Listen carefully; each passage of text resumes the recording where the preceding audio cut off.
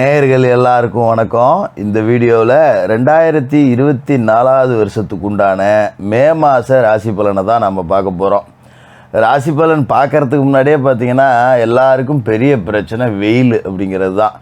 என்னப்பா வெயில் நெருப்பாக கொதிக்குது, சூரியன் வானத்து மேலே இருக்கா இல்லை நம்ம வீட்டு மாடி மேலே இருக்கான்னு தெரியல, வெளியிலேயே போக முடியல, ஒரு வேலை வெட்டி பார்க்க முடியல, ஒரு தொழில் பண்ண முடியல அப்படிங்கிற அளவுக்கு ரொம்ப கொடுமையாக நெருப்பு அப்படிங்கிறது அனலாக கக்கிக்கிட்டு இருக்கு.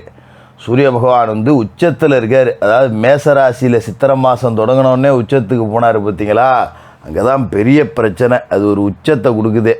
அதோடு பார்த்திங்கன்னா இந்த வாட்டி குரு பகவானும் போய் நெருப்பு ராசியில் உட்காந்துக்கிட்டார் கரெக்டாக மேசராசியில். கவலைப்படாதீங்க, மே மாதம் 1ஆம் தேதி தொடங்கின உடனே குரு பகவான் நிலராசியான ரிஷபராசிக்கு வந்துடுறாரு. அப்போ அக்கினி வர்றதுக்கு முன்னாடியே இந்த பாடுபடுத்துது, அக்கினி வந்தால் என்ன பாடுபடுத்தும் அப்படின்னு பயந்தவங்களாம் கவலைப்பட வேண்டியதில்லை. அக்கினி நட்சத்திரத்தில் மழை பெஞ்சிரும். எதிர்பார்த்த அளவுக்கு வெயில் அப்படிங்கிறது இருக்காது, வெயிலோட தாக்கம் குறைஞ்சி போயிடும். சரி, இந்த மே மாதத்துக்கு உண்டான கிரக அமைப்பு அப்படின்னு பார்த்தோன்னா சூரிய பகவான் மேசராசிலேருந்து 14ஆம் தேதி ரிஷபத்துக்கு போயிடுறாரு. செவ்வாய் மீனத்திலேருந்து 31ஆம் தேதி அன்னைக்கு மேசத்துக்கு போகிறார், சொந்த வீட்டுக்கு போய் ஆட்சியில் உட்கார்றாரு. புதன் மாத தொடக்கத்தில் வக்கர நிவர்த்தி அடைஞ்சு மீனராசியில் இருக்கார். 6ஆம் தேதி மேசத்துக்கு போகிறாரு, 24ஆம் தேதி ரிஷபத்துக்கு போகிறாரு. சுக்கிர பகவான் மேசராசியில் இருந்துக்கிட்டு 20ஆம் தேதி தன்னோட சொந்த வீடான ரிஷபராசியில் போய் ஆட்சி பெற்று உட்கார போகிறாரு குருவோட.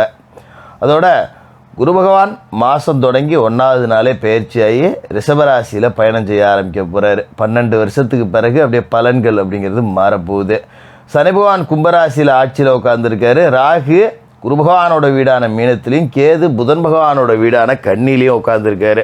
இந்த கிரக அமைப்புகள், ராசி மாற்றங்கள் உங்களோட ராசிக்கு என்ன பலனை கொடுக்க போகுது அப்படிங்கிறத பார்ப்போம். கன்னிராசி நேயர்களே, உங்களுக்கு இந்த மே மாதம் எப்படி இருக்குது அப்படின்னு பார்த்தீங்கன்னா, ராசிக்கு அதிபதி புதன் 7ஆவது வீட்டில் இருக்கார் மீன ராசியில். 6ஆம் தேதி 8ஆவது வீட்டுக்கு போகிறாரு மேசராசிக்கு. 24ஆம் தேதி ரிஷபராசிக்கு போகிறாரு. இப்படி எல்லா பக்கமும் சுற்றிக்கிட்டு இருக்காரு. இப்போ பெரும்பகுதி நாட்கள் பார்த்திங்கன்னா 6ஆம் தேதியிலேருந்து 24ஆம் தேதி வரைக்கும் கிரகங்கள்லேயே புத்திகாரகன்னு சொல்லப்படுற உங்களோட ராசிக்கு அதிபதி அஷ்டமத்தில் போய் மாட்டிக்கிறாரு. அப்போ நமக்கு கொஞ்சம் லேசாக புத்தி தடுமாறும். அது எப்படி அப்படின்னா, இந்த ஜான் ஏற முளம் சறுக்குது அப்படின்னு சொல்லுவோம் பார்த்தீங்களா, இந்த கன்னி ராசிக்காரர்களுக்கு ரொம்பவே நல்லா பொருந்தும். அதாவது சனி பகவான் உங்களோட ராசிக்கு 6ஆவது வீட்டில் ரொம்ப அற்புதமான இடத்துல இருக்கார். ஆனால் இத்தனை நாளாக குரு சரியில்லாத இடத்துல மாட்டிக்கிட்டார். பார்த்துங்க எப்படி மாட்டியிருக்காரு பாருங்கள். அஷ்டமத்தில் குரு போய் மாட்டியிருந்தார் இவ்வளோ நாளாக. அதாவது என்னத்தை சொல்கிறது அப்படிங்கிற மாதிரி தான் வாழ்க்கை அப்படிங்கிறது ஓடிச்சு. இந்த பக்கம் சனி நல்லா இருந்தால் இந்த பக்கம் குரு நல்லா இல்லை, குரு நல்லா இருந்தால் சனி நல்லா இல்லை. இப்படியே என் வாழ்க்கை ஓடி போகுது. லேசாக ஏறுறோம், திடீர்னு சறுக்கிறோம். 10 ரூபா சம்பாதிக்கிறேன், திடீர்னு கௌரவமாக 10 ரூபா பையில் வச்சுட்டு போகிறோம். ஏதாவது ஒரு செலவு வந்துடுது, 10 பைசா இல்லாமல் இருக்கேன். வெள்ளை சட்டை போட்டிருக்கிறது ஊருக்கே தெரியும், ஆனால் அந்த வெள்ளை சட்டையில் 10 பைசா கூட இல்லைங்கிறது எனக்கு மட்டும்தான் தெரியும். ஏதோ நம்மளும் வாழ்க்கையும் ஓடுது அப்படிங்கிற மாதிரி புலம்பக்கூடிய நபர்களாக தான் இருப்பீங்க. அப்படிப்பட்ட உங்களுக்கு இந்த மே மாதம் ஒரு மிகப்பெரிய வரப்பிரசாதமாக வந்திருக்கு அப்படின்னு தான் சொல்லணும். ஏன்னா 6ல் அற்புதமான இடத்துல சனி இருக்கார். அதாவது ருணரோக சத்துருஸ்தானத்தில் சனி இருக்கார். கடன், நோய், பகை, எதிரிகள் இவங்க எல்லாத்தையும் பந்தாடக்கூடிய இடத்துல சனி இருக்கார். அப்போ கடந்த காலகட்டத்தில் ஏற்பட்ட கடனை அடைக்கலாம். நீங்கள் கேட்கலாம், இத்தனை நாளாக சனி அங்கே தானே ஜோசியர் இருந்தார், ஆனால் என்னால் அடைக்க முடியல, இப்போ மட்டும் என்ன திடீர்னு சொல்கிறீங்கன்னு. ஆமாம், சனி அங்கே தான் இருந்தார், அதில் எந்த மாற்றமும் இல்லை. ஆனால் குரு போய் அட்டமத்தில் மாட்டிக்கிட்டாரே.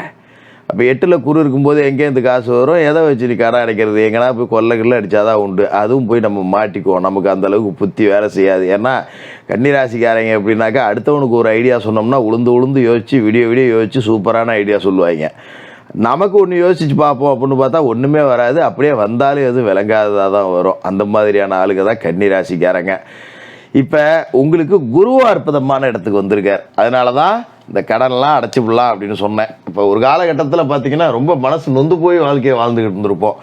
நமக்கே 10 ரூபா கடன் தேவைப்படுது, ஆனால் கடன்காரன் திரும்ப கடனை கேட்குறானே, கடனை அடைக்க கடன் வாங்குறதா நான் எங்கடா போகிறது அப்படிங்கிற மனநிலை அப்படிங்கிறது எல்லாமே இனிமேல் மாறிடும். ஏன்னா குரு இப்போ வந்திருக்க இடம் அப்படிங்கிறது 9ஆவது இடம், சனி இருக்கிற இடம் 6ஆவது இடம். ஓடுனவனுக்கு 9ல் குரு. வாழ்க்கையை நோக்கி முன்னுக்கு ஓடிக்கிட்டே இருங்க. போனது எல்லாத்தையுமே மறந்து தூக்கி குப்பையில் போட்டுட்டு இனிமேல் வர்றதை நான் பார்த்துக்கிறேன் அப்படின்னு சொல்லிட்டு ஓடிக்கிட்டே இருக்கணும். வேலை செய்கிறோமா, காலையில் 9 மணிக்கு ஆஃபீஸுக்கு போகிறாங்களா, 8:45 போய் உட்காந்துங்க. ஒரு கடை வச்சுருக்கீங்களா, 6 மணிக்கு திறக்கிறீங்களா, 5 மணிக்கெல்லாம் போய் திறந்துருங்க. கண்டிப்பாக உங்களை தேடி வியாபாரம் வரும், 10 ரூபா லாபம் வரும். உழைச்சிக்கிட்டே இருந்தோம் அப்படின்னாக்கா அதுக்கு உண்டான காசு பலன் அப்படிங்கிறது கிடச்சிக்கிட்டே இருக்கும்.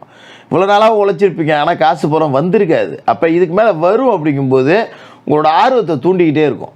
அந்த நேரம் நல்லா அமைஞ்சு போச்சுன்னு வச்சுக்கிங்களேன், அது வந்து ஒரு குப்பை கூட கோபுரத்துக்கு போய்டுன்னு சொல்லுவாங்க பார்த்தீங்களா, அந்த மாதிரி தான். இப்போ நேரம் நல்லா இருக்குது, அதனால் காற்றுள்ள போதே தூத்திக்க அப்படின்னு சொல்லி நம்ம முன்னோர்கள்லாம் சொல்லியிருக்காங்க. அதுக்கு தக்கன காத்திருக்கும் போதே நம்ம தூத்திக்கிறது அப்படிங்கிறது தான் நல்லது.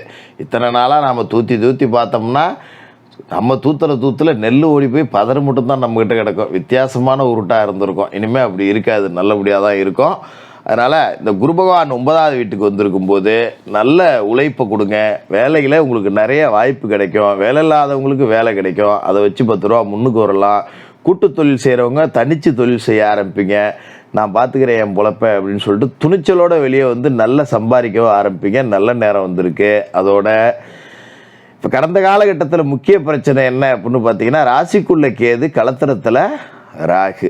சும்மாவே ராகு 7வது வீட்டில் இருந்தால் ஆட்டமாக ஆட்டி வைப்பார். கல்யாணமே ஆகாது.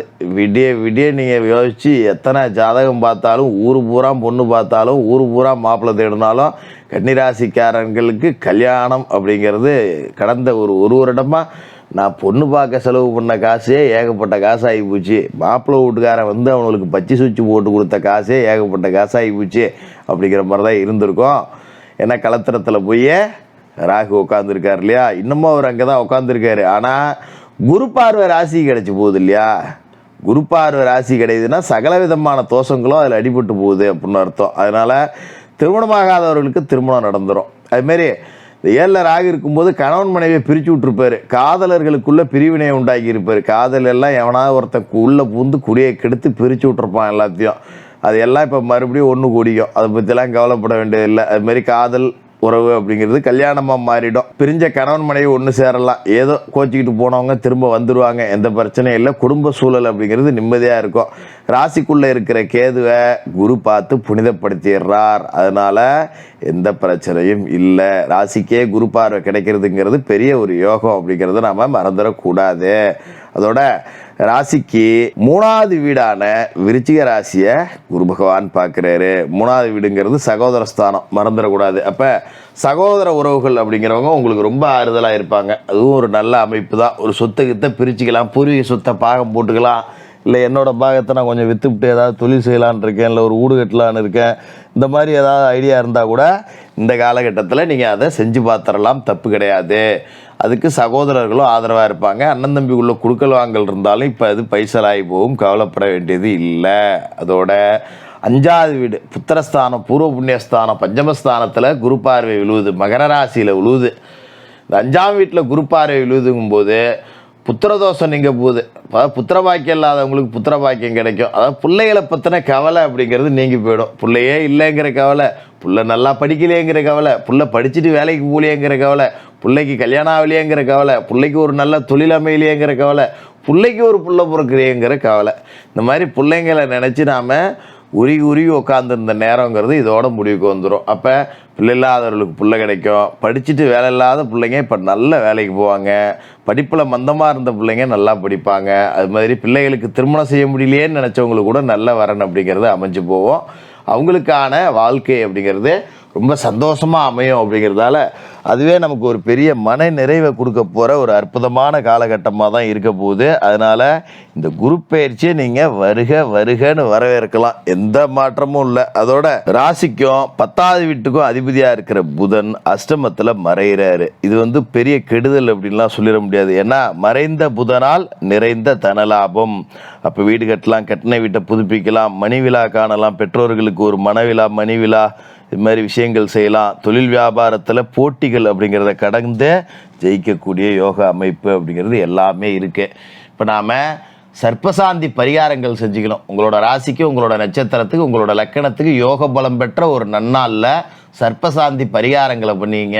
முடிஞ்சவங்க ஒரு தடவை திருநாகேஸ்வரம் போய் ராகு பகவானை தரிசனம் பண்ணிட்டு வாங்க.